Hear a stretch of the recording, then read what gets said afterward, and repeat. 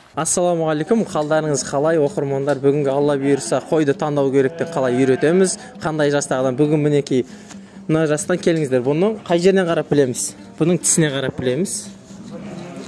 Тісі не? Бұл бір жасар. Бір жастан толып, енді асып бара жатқан. Қазір енді келесіде мен ал семіздігіне қараған кезде, семіздігін құйрықтан ұстап білуге болады, кеудеден, төстен ұстап білуге болады.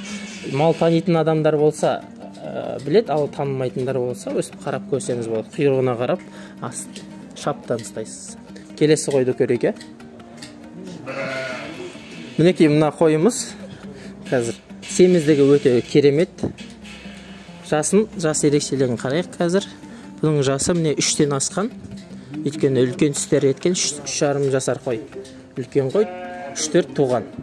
Ал келесі енді жастау мына қойды көрейік. Мына қойды өз тістеріне қарап білеміз.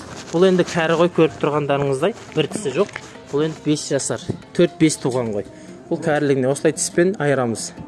Қазір енді біз өзімізге соятын бір қой таңдап алайық. Алла бұйырса.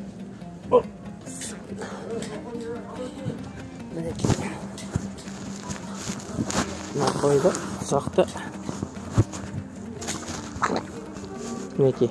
Бұл 1,5-2 жастағы қой. Осында біз Алла бұйырса қазір соятын боламыз.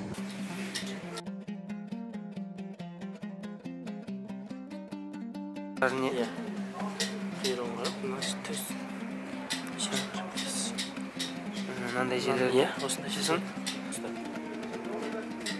Төс жағы ена. Осы екен ғой не? Мысалы, мынау кәрі қой, иә? Бұл кәрі қой. Қараша, жасын. Семіздігі семіз еді, бірақ кәрі қой екен, қаттылау болады ет. Мына жағына қаратам, кеуде жағын. Кеуде жағын, кеудесін сүріп.